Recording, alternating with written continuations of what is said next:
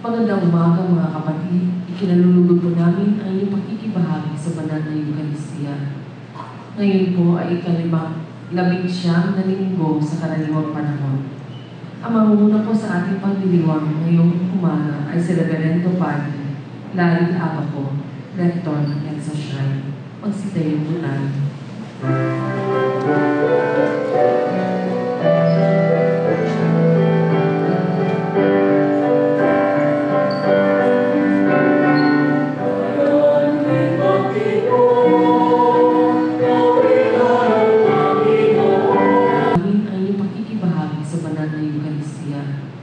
Ngayon po ay ika-19 na linggo sa karaniwang panahon. Ang mangunguna po sa ating pagdiriwang ngayong umaga ay si Reverendo Padre Larry Abaco, Rector ng EDSA Shrine. Magsitayo po tayo.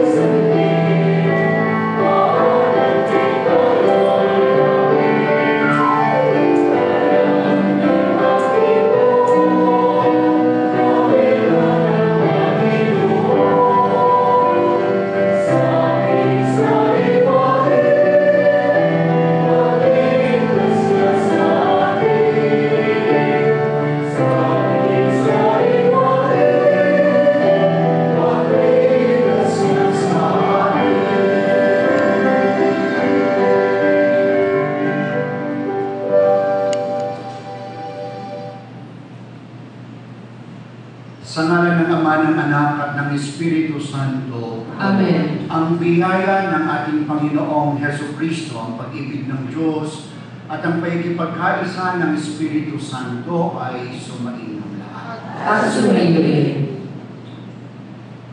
Mga kapatid kong minamahal, hilingin natin sa Ama nating makapangyarihan na marapati niyang basbasan ang tubig na iwiwisik ngayon bilang pagulita sa tinanggap nating binyag noon. Pagkalooban naman niya tayo ng panibagong lakas para sa pamagitan o sa pamalaging matapat sa Espiritu Santo na aming tinanggap.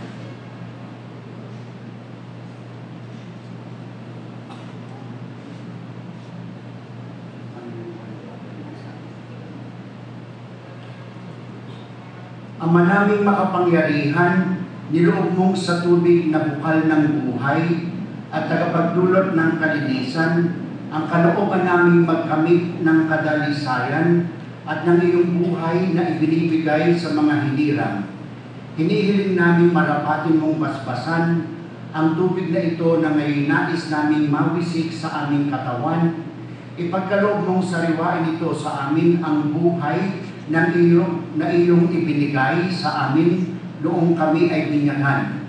At ipagsanggalang nawa nito sa tanang kasamaan ang aming buong katauhan upang makadulog kami sa iyo ng may kadalisayan sa ipagkakamit namin ng kaloob mong kaligtasan sa pamagitan ni Jesucristo kasama ng Espiritu Santo magpasawalang hanggan.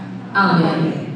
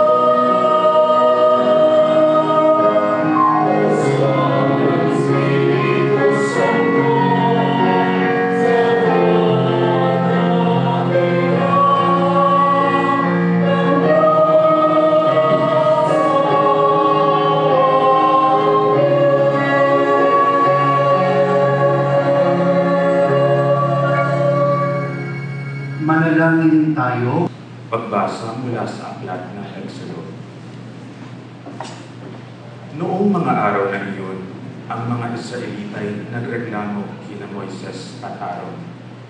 Sinabi nila, "Mabuti pa sana'y pinatay na kami ng Panginoon sa Ehipto. Doon, nakakakain kami ng karne at tinapay hanggang gusto namin. Dito naman sa ilang na pinagdalhan ninyo sa amin, mamamatay kami sa gutom." Sinabi ng Panginoon kay Moises, "Pauulanan ko kayo ng tinapay mula sa langit. Araw-araw, palalabasin mo ng bahay ang mga tao para mamulot ng kakainin nila sa maghapon. Sa pamamagitan nito'y susubukin ko kung hanggang saan nila susundin ang aking mga tagubilin." Narinig ko ang reklamo ng mga Israelita. Sabihin mo sa kanila na pagtatakip sili, bibigyan ko sila ng karne. Sa umaga, bibigyan ko sila ng tinapay hanggang gusto nila. Sa gayoy, malalaman nilang ako ang Panginoon, ang kanilang Diyos. Nang magtakip sili, dumagsa sa kampo ang napakaraming pugo. Kinaumagahan naman ay makapal ang hamog sa paligid ng kampo. Nang mapawi ang hamog, nakita nila ang lupay na lalatagan ng maliliit at maninipis na bagay na animoy pinipig. Hindi nila alam kung ano iyon, kaya't nagtanungan sila, "Ano kaya ito?" Sinabi ni Moises, "Iyan ang tinapay na bigay sa inyo ng Panginoon." Ang salita ng Diyos. Salamat sa Diyos.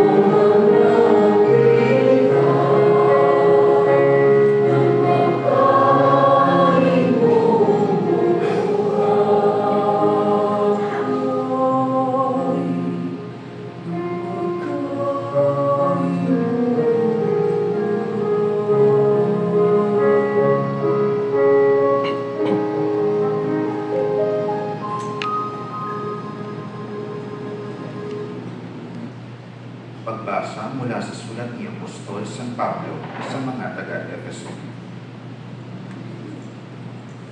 Mga kapatid, sa ngalan ng Panginoon, ito ang sinasabi ko at ikinikilig. Huwag na kayong mamuhay na gaya ng mga Hentil. Walang kabuluhan ang kanilang iniisip. Hindi ganyan ang natutunan ninyo kay Kristo kung talagang pinakinggan ninyo ang aral niya at naturuan kayo ng katotohanan na kay Jesus. Iwanan ninyo ang dating pamumuhay. Ubarinan ninyo ang dating pagkatao na napapahamak dahil sa masasamang pitan. Magbago na kayo ng diwa at pag-iisip, at ang dapat makita sa inyo'y ang bagong pagkatao na nilikhang kalarawan ng Diyos. Kalarawan ng kanyang katwiran at kabanalan. Ang salita ng Diyos. Salamat sa Diyos. Magsitayo po tayo.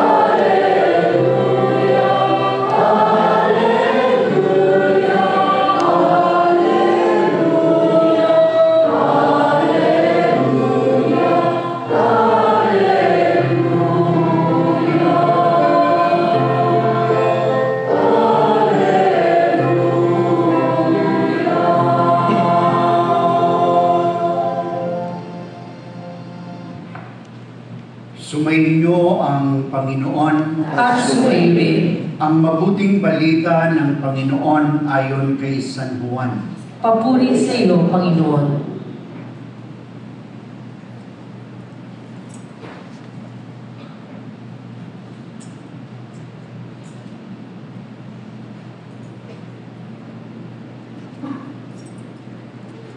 Noong panahong iyon, nang makita ng mga tao na wala na si Jesus ni ang kanyang mga alagad sa lugar na kinainan ni Jesus ng tinapay, sila ay sumakay sa mga bangka at pumunta rin sa Capernaum upang hanapin si Jesus. Nakita nila si Jesus sa ibayo ng lawa at kanilang tinanong, "Rabbi, kailan pa po kayo rito?" Sumagot si Jesus, "Sinasabi ko sa inyo, hinahanap ninyo ako, hindi dahil sa mga kababalaghang nakita ninyo, kundi dahil sa nakakain kayo ng tinapay at nabusog. Gumawa kayo hindi upang magkaroon ng pagkaing nasisira, kundi upang magkaroon ng pagkaing hindi nasisira, na nagbibigay ng buhay na walang hanggan. Ibibigay ito sa inyo ng Anak ng Tao, sapagkat siya ang binigyan ng kapangyarihan ng Diyos Ama."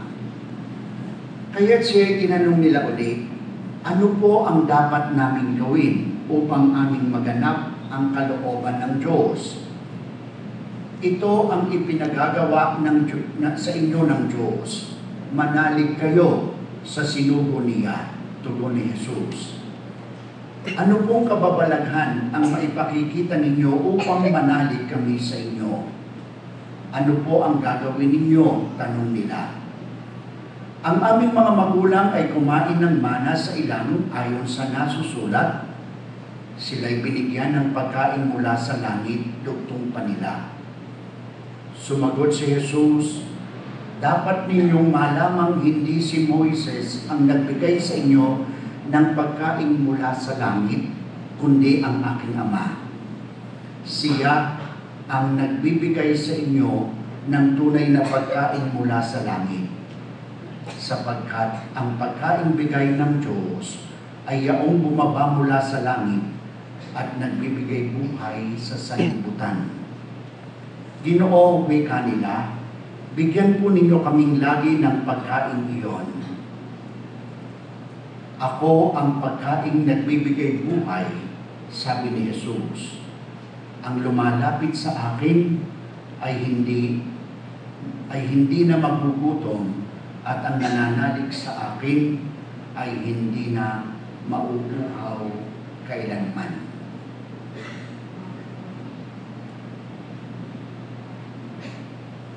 Ang mabuting balita ng ating kaligtasan. Pinupuri ka namin, Panginoong Hesukristo. Magsiupo po tayo.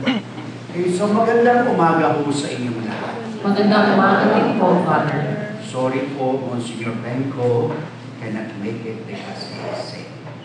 Kaya ako na lang po ang inyo munang pagtsagaan. So, he texted me last night that he cannot make it because he's sick.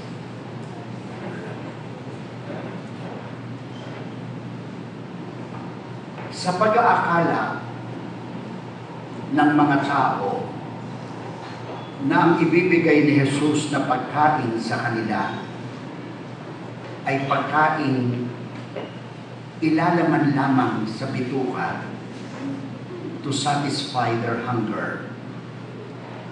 Ito ang sinabi nila sa ating Panginoong Jesus. Ginoo, wika nila, bigyan po ninyo kaming lagi ng pagkain iyon.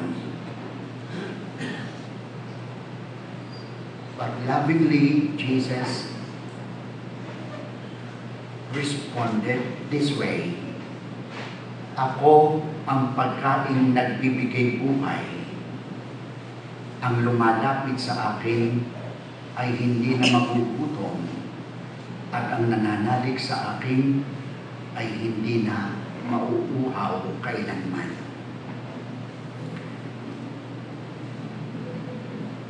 Simula ho nung Monday evening hanggang Friday ho ng after lunch, yung third batch ng Manila clergy, at kabilang po ako doon sa third batch, ito po yung mga seniors citizen na, no? Na nag-celebrate na ng kanilang, hindi ho sa edad tinitingnan, kundi nag-celebrate na ho ng kanilang 25th anniversary pataas, no? Hanggang sa Diamond, kung buhay pa.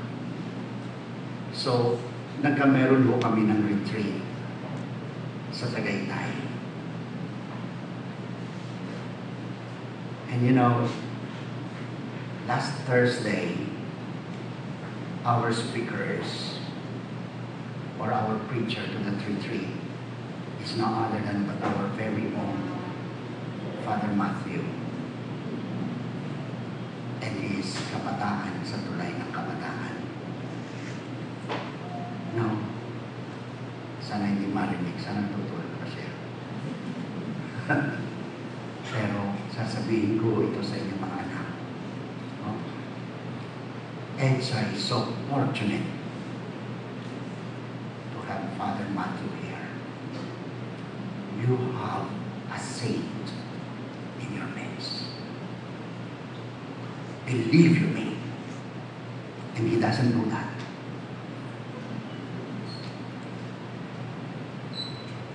At ganun mo ang disposisyon ng isang banal. He is a saint in our midst.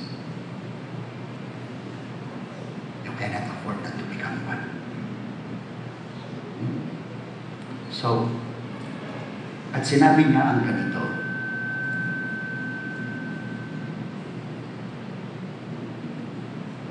because he is in full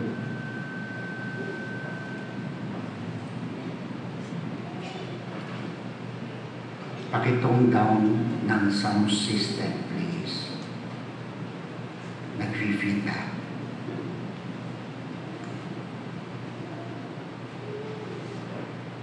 Alam po natin na siya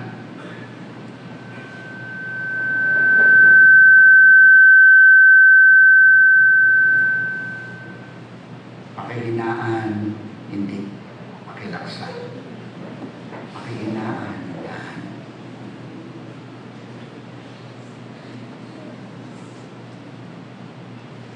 Kasi ang ng ating mga may mga nagko-complain sa likod na hindi naririnig masyado ng maliwanag. Lagi ko akong kinukuha ng attention. So, dahil hindi daw naririnig yung aking sinasabi. Salamat naman ho at interesado kayo sa sinasabi ko. No? So, kanya lang ho, hindi ko alam kung yung ating sound system ang may diferensya o yung tenga nyo. Whichever, ginagawa po natin ng paraan. Kasi yun naman ating sound system. Palagay ko sound system, meron nandun sa sulok, tapos nasa sahig pa. They said that is the modern way of installing a sound system. I don't think so. Our ears are not in your feet. That's crazy. So, but nonetheless, pag inano ko naman nung malapit na masyado yung aking bibig sa hindi naman nung matamis yung lollipop niya. So, at ayusin ho natin para hindi naman ako nagtitili dito. Tapos nanarinig nyo ng klaro. O pag nagtitili naman ako dito, naman sabihin nyo, palagay ng pari niya sa aming tingin. Ganun na nga ako. So, ayun, nawala na ako. So, ano ba yung aking sinasabi? Sorry po. That's how easily I can be distracted. So, alam mo natin na si Father Matthew is involved with his 3 children. Oh? So, and my God, his dedication and his grace. Oh, it's so edifying. So, and I was struck by what he said about these little children. This is 3 children. Sabi niya, sa aming mga pari, ang ganito. You cannot attract these 3 children to you, or you cannot bring these 3 children to the church if you will only offer them food or even education or even shelter. They will come for a while, but after a while, they will go. Huh? Sabi niya, ulitin ko, sabi niya, hindi mo madadala ang mga batang ito sa simbahan kung ang ipapangako mo lamang na ibibigay sa kanila ay pagkain, edukasyon, o bubong.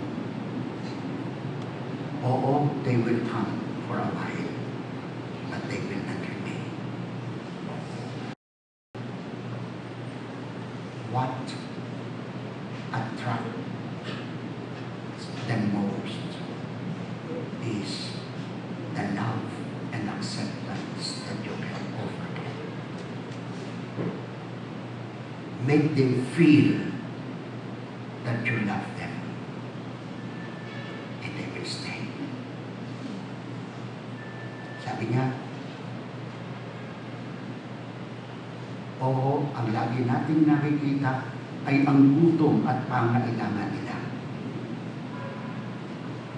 Pero hindi ho sila mananatili Uulitin ko, para sa pagkain lamang, para sa edukasyon na gusto natin ibigay sa kanila, para sa tahanan.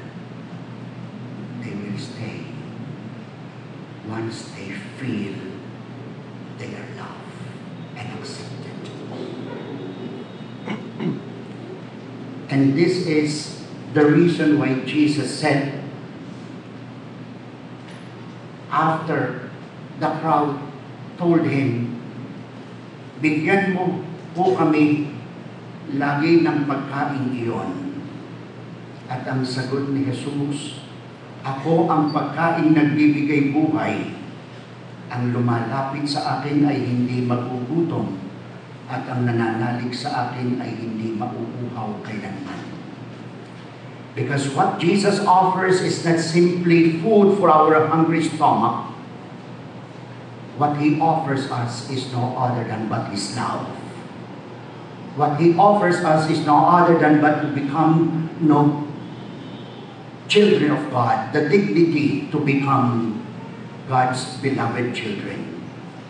What He offers us is no other than but His very own life, who was offered on the cross and is continuously being offered every time that we gather in the Eucharistic celebration. Mga anak, oho, kailangan ng tao ang material na bagay. Kahit naman po sa inyong mga tahanan, minamahal ng mga magulang. You cannot simply offer your children to remain at home, comfort and luxury. What they want to experience is love. What they want to experience is your presence. What they want to experience is your capacity and your willingness to offer your life for them. And this is what Jesus is offering to each one of us. If we can only understand the beauty of the Holy Eucharist, it's not simply the food to satisfy our hunger. It is a food to satisfy our longing to belong, to be loved, to be forgiven, to be one with our God. May God bless us all. Amen.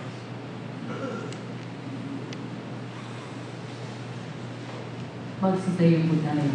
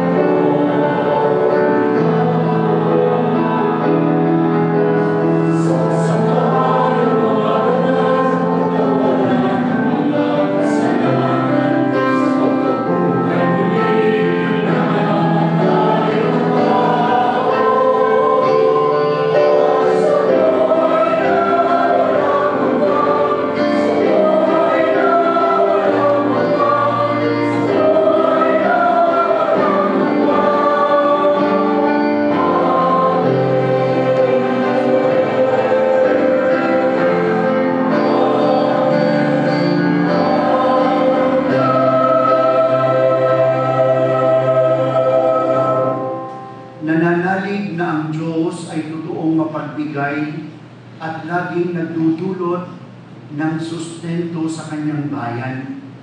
Tayo'y dumulog at manalangin sa Kanya sa pag-asang tayo'y Kanyang pakikinggan.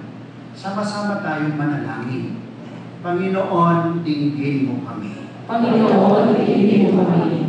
Para sa simbahang Katoliko, ang peregrinong bayan ng Diyos, nawa maihatid niya ang mga tapat sa makalangit na kaharian bilang kasangkapan ng pag-ibig ng Diyos na nangangalaga sa mga Israelita sa kanilang paglalakbay sa disyerto. Manalangin tayo. Panginoon, dinggin mo kami. Para sa Santo Papa, mga obispo at lahat ng pinunong espiritual, bilang tagapaghatid ng maraming biyaya ng Diyos, nawa pasiglayin nila ang kanilang mga kawan. Manalangin tayo. Panginoon, dinggin mo kami.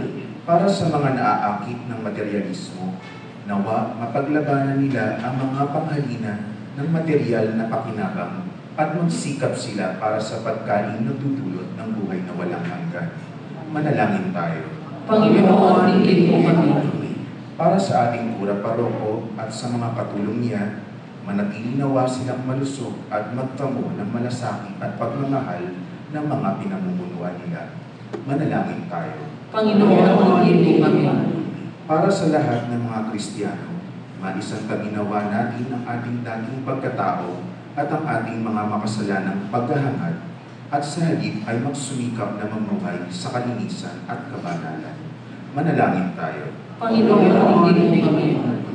Para sa ating lahat, magkaroon nawa tayo ng isang mapagpitagang pag-ibig sa Eucharistia at magsumikap na tanggaping palagian si Jesus sa banal na pakikinabang. Manalangin tayo. Panginoon, dinggin mo kami. Tahimik nating ipanalangin ang ating pansariling kahilingan.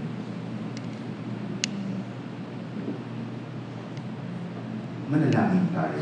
Panginoon, dinggin mo kami. Amang nasa langit, ang pananampalataya ng iyong anak na si Jesus ay siyang handog mo sa amin. Tulungan mo kaming lubos na magtiwala sa Kanya upang ang Kanyang buhay sa amin ay patuloy na sumigla. Ikaw na nabubuhay at naghahari ngayon at magpasawalang hanggan. Amen. Magsiupo po tayo.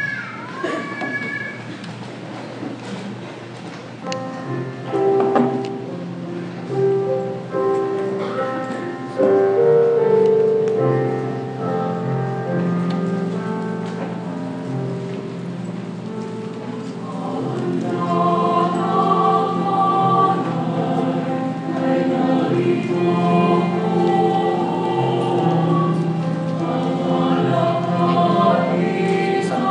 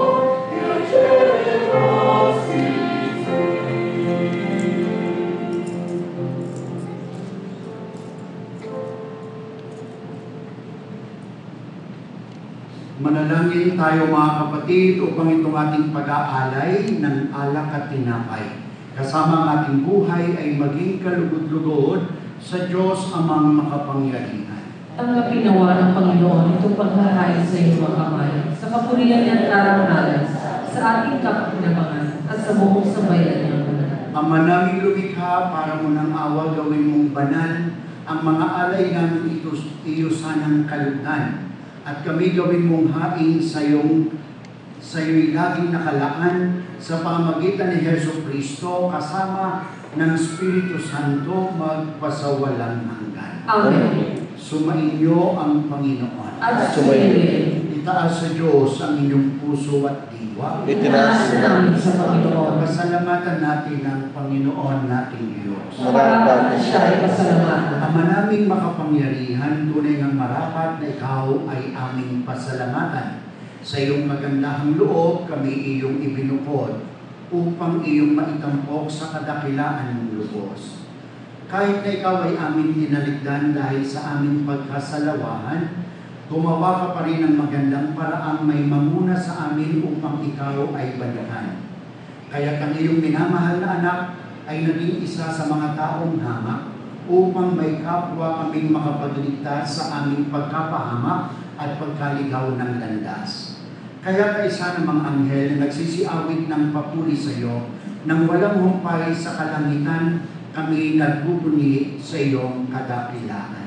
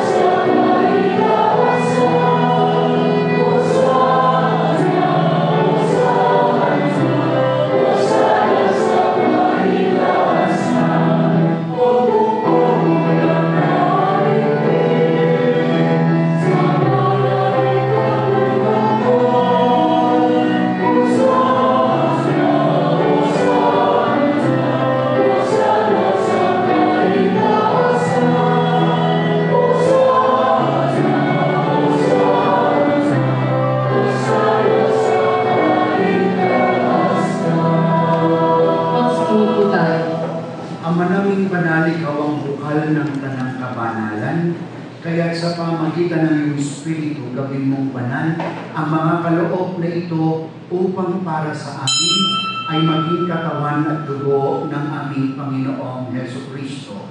Bago niya pinagtiis ang pusang loob na maging handog, hinawakan niya ang tinapay, pinasalamatan kaniya, pinaghati-hati niya iyon. Iniabot sa kanyang mga alagad at sinabi, tanggapin ninyong lahat ito at kanin. Ito ang aking katawan na ihahandog para sa inyo.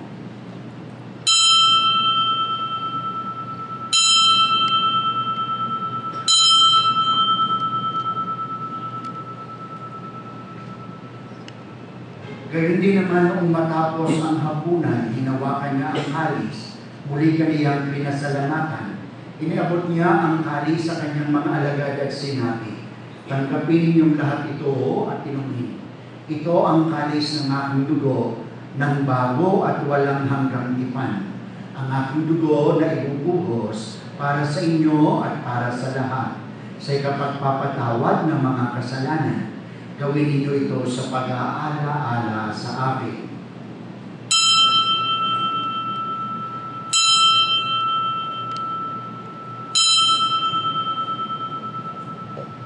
Magsayo po tayo. Ipagbunyi natin ang misteryo ng pananampalataya. Oh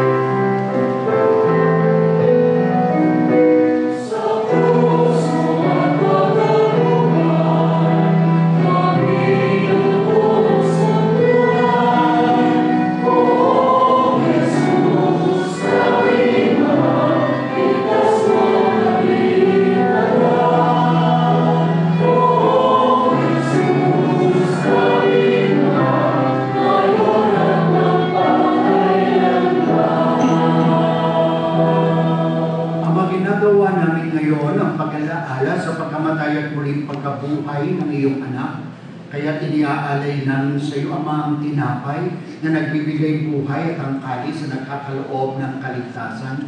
Kami nagpapasalamat dahil kami yung minarapat na tumayo sa harap mo upang maglingkod sa iyo. Isinasamo namin kami magsasalo-salo sa katawan ng dugo ni Kristo ay mabuklod sa pagkakaisa sa pamagitan ng Espiritu Santo. Amalingapin mo ang iyong simbahang laganap sa buong daigdig. Puspusin mo kami sa pag-ibig kay San Francisco na aming Papa at Luis Antonio na aming Obispo, kasama ang kanyang katuwang na Obispo at ng Tanang Kaparian. Alalahanin mo rin ang iyong mga anak na tinipon mo ngayon sa mahal mong harapan. Gawin mong kami maging ganap sa buklod ng pag-ibig at pagkakaisa. Alalahanin mo rin ang aming mga kapatid na nahilay na may pag-asang sila'y muling mabubuhay, gayon din ang lahat ng mga pumanaw. Kaawaan mo po sila't patuloyin sa iyong kaliwanagan.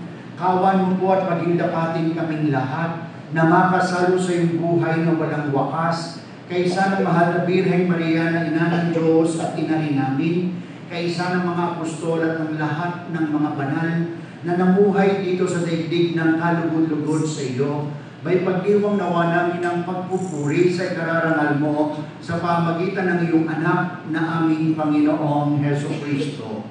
Sa pamagitan ni Kristo, kasama niya at sa Kanya, ang lahat ng parangal at papuri ay sa iyo, Diyos Amang makapangyarihan, kasama ng Espiritu Santo, magpasawalang hanggan. Amen.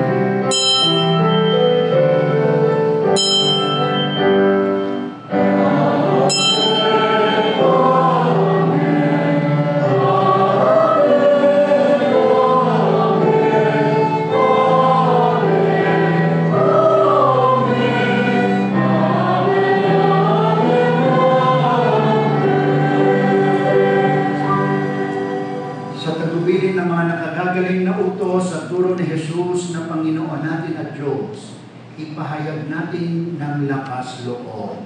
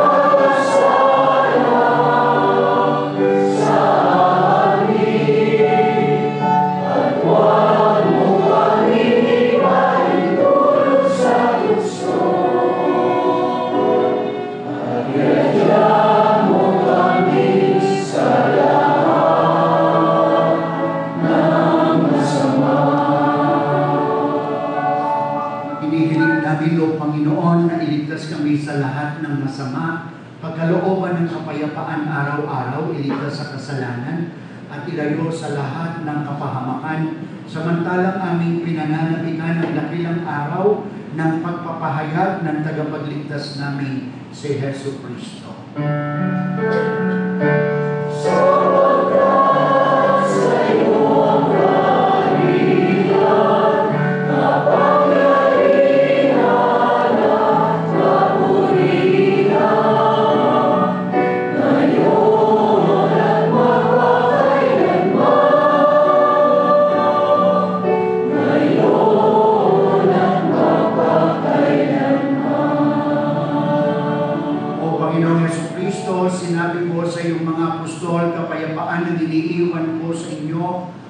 aking kapayapaan ang ibinibigay ko sa inyo.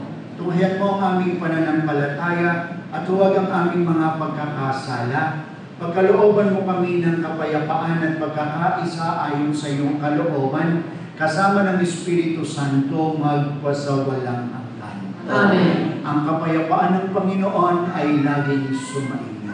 Asway. Magbatian kayo at maghangad ng kapayapaan sa isa't isa. Peace be with you.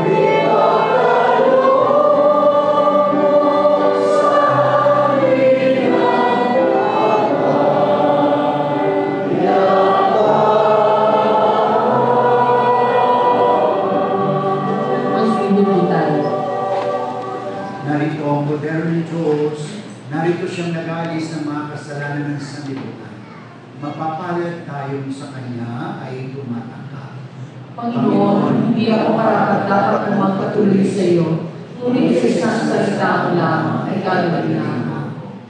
Naway ingatan tayo ng katawan ng tugon ni Kristo hanggang sa buhay na walang hanggan. Amen.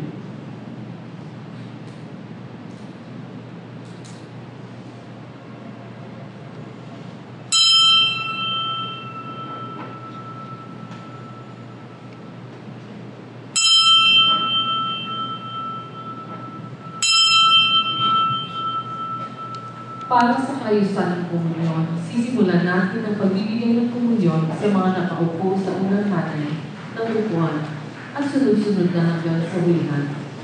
Nakaupo o nakatayo man, tayo ay may mga ushers na gagabay sa atin. Sa mga hindi nakasunod sa dress code, may mga shawls po na ipanghinang ibalik na lang po sa ushers pagkatapos tumanggap ng komunyon. Maraming salamat po.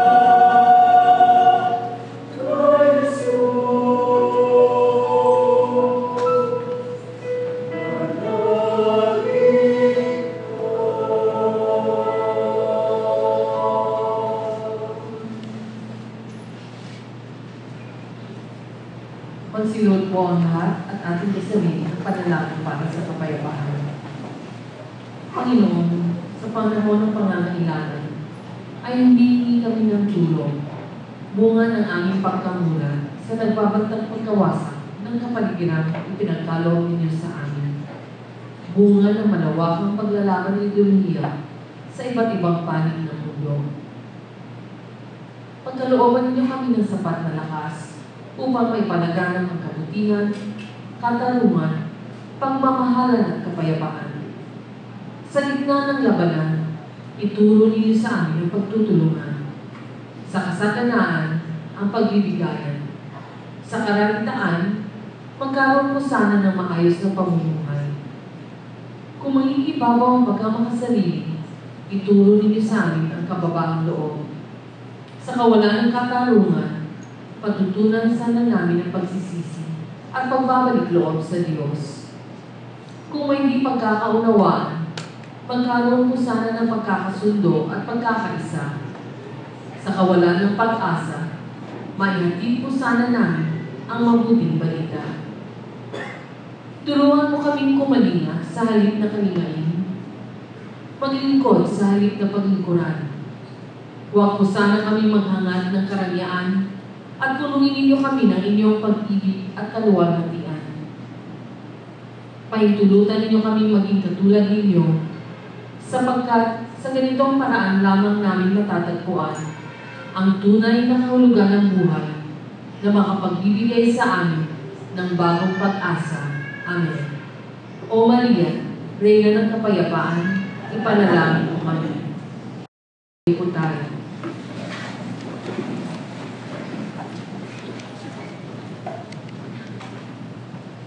Manalangin tayo.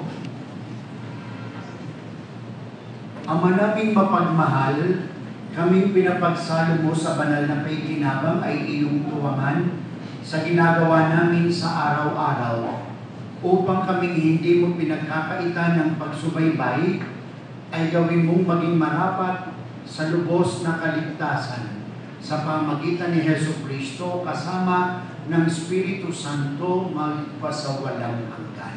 Amen. Magsiupo muna ho kayo sumandali. Tapos meron po sa ating magsasalita for 2 minutes na seminarian from Mission Society of the Philippines.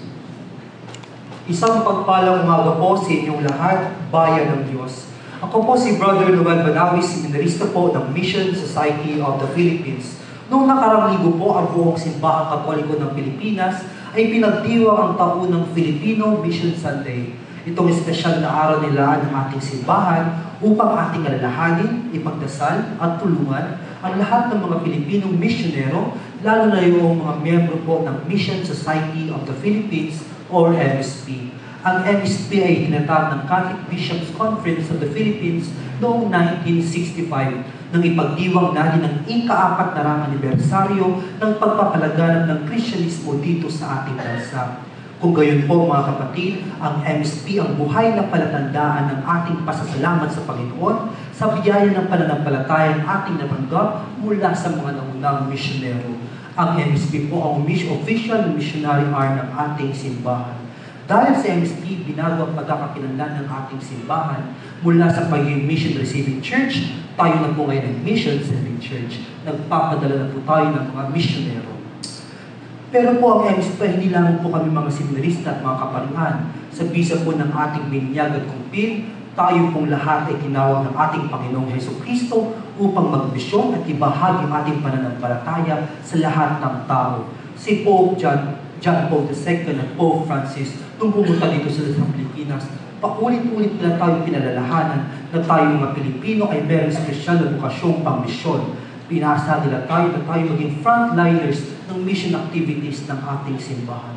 Kung gayon po mga kapatid, nararapat po lamang, nidulog po namin sa inyong tatlong bagay. Una po, hinihingi po namin ang inyong mga panalangin. Ipinalangin po natin ang lahat ng mga Pilipinong misyonero, lalo na po yung nakaranas po ng persekusyon, diskriminasyon, at higit sa lahat kalungkutan sa misyon. Pangalawa po, nais po namin imbitahan ng mga kabataang kalalakihan na nais din pong iali ang kanilang buhay sa pagmisyon kasama ang ating Panginoon. Pangatlo po, Ang aming pong mga lay mission partners, sila po ay nakasuot ng dilaw sa kaliwat kanang bahagi po ng ating shrine. Sila po ay nagbibigay ng mission envelopes. Ang inyong pong tulong na ihandog sa araw na ito ay gagamitin po sa pagpapaaral sa mga seminarista at pagsuporta po sa mga mission areas, lalo na po yung mga naghihirap po ng mga mission areas. Ngayon po mga kapatid, sana po ating pong ibahaging ating Panginoon, ang ating buhay ng Panginoon sa Eucharistia sa lahat ng tao sa mundo. In behalf po of the Mission Society of the Philippines, nais po namin iabot ang aming taos at walang hanggang pasasalamat sa inyo at sa mga kaparian po ng Shrine sa taunan ninyong suporta, panalangin at tulong para sa lahat ng mga Pilipino misyonero. May the God of Manapiyat and generosity reward you all 100-fold. Maraming salamat.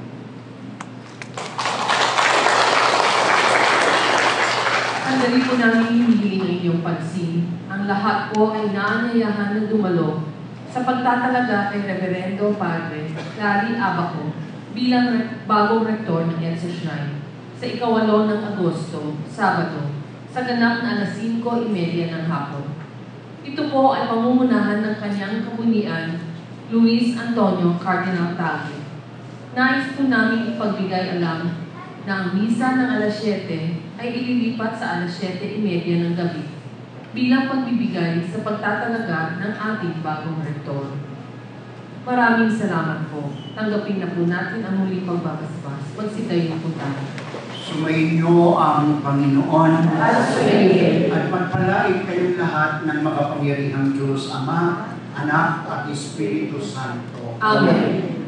Tapos na ang ating pagdiriwang, humayo kayong taglayang kapayapaang dulot ng pagmamahal ng Diyos. Salamat sa Diyos.